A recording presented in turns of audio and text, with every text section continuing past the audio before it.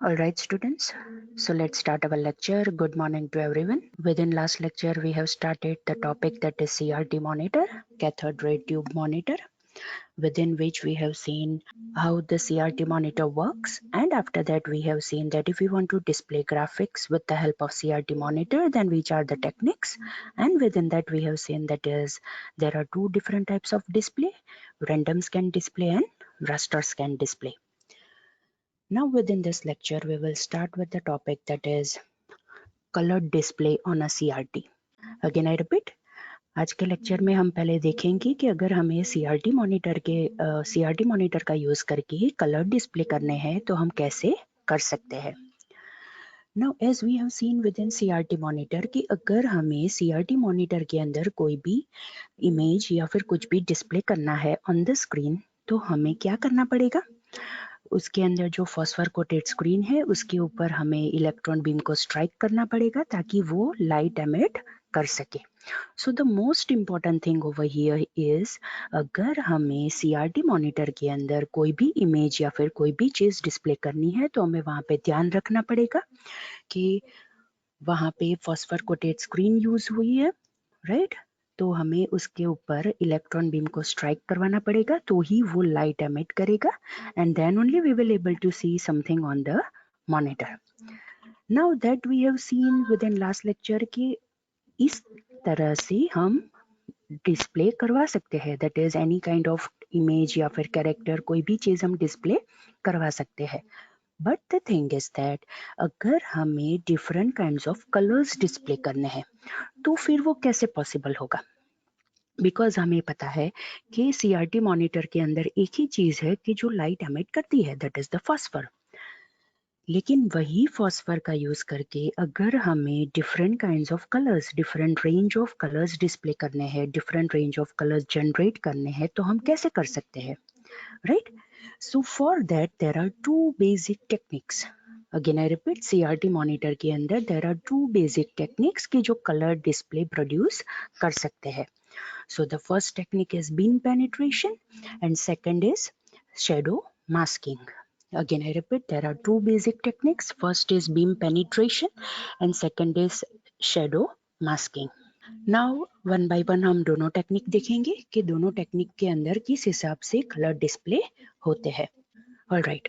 So the first technique to display color within the CRT monitor is beam penetration. Now as you are able to see कि यहाँ पे क्या होता है, जैसे हमने सीआरटी मॉनिटर के अंदर देखा था इलेक्ट्रॉन गन होती है और इलेक्ट्रॉन गन के अंदर से इलेक्ट्रॉन बीम एमिट होता है, दैट इज निकलता है. और वो इलेक्ट्रॉन बीम जब भी ये फॉस्फर कोटेड स्क्रीन के ऊपर स्ट्राइक करेगा तो वहां से लाइट एमिट होगी. लेकिन अगर हम बीम पेनिट्रेशन मेथड की बात करें तो उसके अंदर क्या होगा, ये जो इलेक्ट्रॉन गन है उसमें से इलेक्ट्रॉन बीम आएगा. But as you are able to see within this technique, यहाँ पे two different layers of phosphor होंगे. Again I repeat, यहाँ पे two different layers of phosphor होंगे. One will be for red color and another will be for green color. Right. Again I repeat, beam penetration method अगर हम CRT monitor के अंदर colour display करने के लिए यूज करते हैं तो उसके अंदर फॉस्फर के टू लेयर्स होंगे. one will be red color and another will be green color. Now what will be the scenario? जैसे यहाँ पे लिखा है फर्स्ट लो बीम एमिट करेगा, सेकंड मीडियम बीम एमिट करेगा और थर्ड हाई बीम एमिट करेगा. अब जब भी ये लो बीम एमिट करता है तो यहाँ पे आप देख सकते हो कि उसने सिर्फ फर्स्ट लेयर तक ही उसने पेनिट्रेट किया. लेकिन यहाँ पे जब भी मीडियम बीम एमिट होता है तो उसने फर्स्ट लेयर तो पेनिट्रेट किया ही, सेकंड लेयर में थोड़ी हद तक वो जा सकता है. और अगर हम हाई बीम एमिट करेंगे तो वो दोनों लेयर में पेनिट्रेट करके हाई इंटेंसिटी से स्ट्राइक करेगा.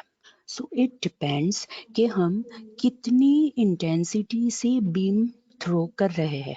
अगेन आई रिपीट, हम कितनी इंटेंसिटी से बीम थ्रो कर रहे हैं, इलेक्ट्रॉन बीम थ्रो कर रहे हैं फ्रॉम द इलेक्ट्रॉन गन, उसके ऊपर से डिपेंड होगा कि वहां पे कौन सा कलर हमें दिखाई देगा.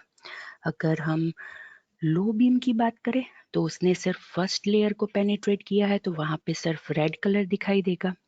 मीडियम बीम की बात करें तो यहाँ पे दोनों लेयर को पेनिट्रेट किया है, लेकिन ये जो ग्रीन कलर का लेयर है वो थोड़ा ही पेनिट्रेट हुआ है, तो उस हिसाब से दोनों का कॉम्बिनेशन का कलर हमें दिखाई देगा। लाइकवाइज हाई बीम के अंदर जिस हिसाब से जितनी इंटेंसिटी से उसने दोनों लेयर को पेनिट्रेट किया होगा, उसके हिसाब से हमें वहां पे कलर दिखाई देंगे। But the thing is that, student, we have already studied that there are three basic colors, that is red, green and blue. लेकिन बीम पेनिट्रेशन मेथड के अंदर हमारे पास सिर्फ दो लेयर्स है. We have only two color phosphor layers, that is green and red.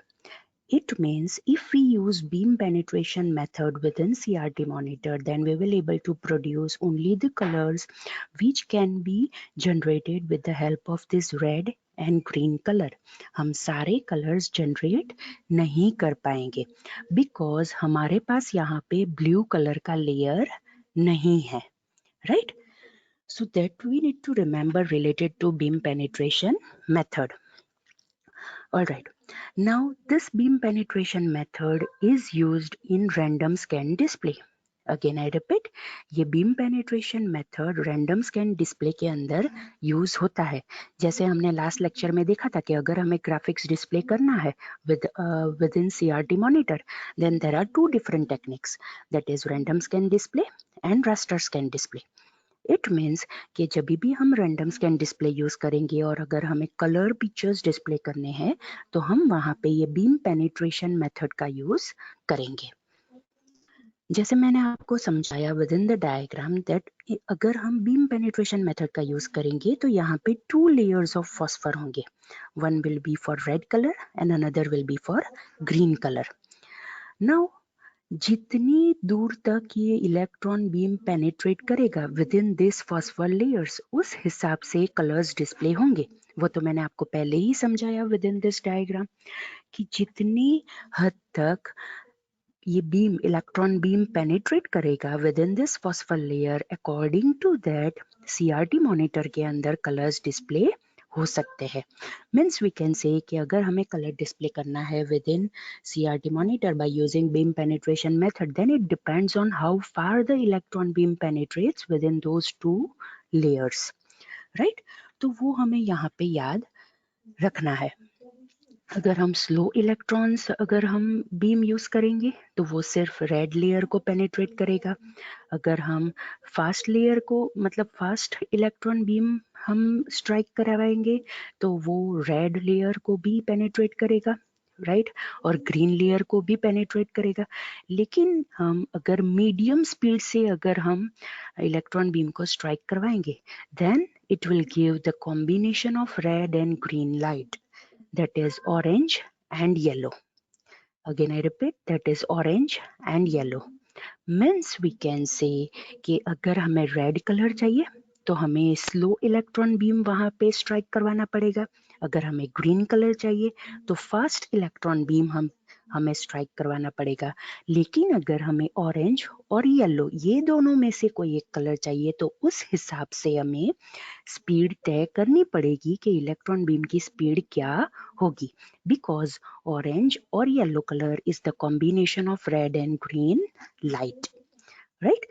सो जितनी intensity से जितनी स्पीड से हम इलेक्ट्रॉन बीम को भेजेंगे, दैट इज स्ट्राइक करवाएंगे ऑन दैट फॉस्फर लेयर्स, उस हिसाब से हमें वहां पे कलर्स मिलेंगे.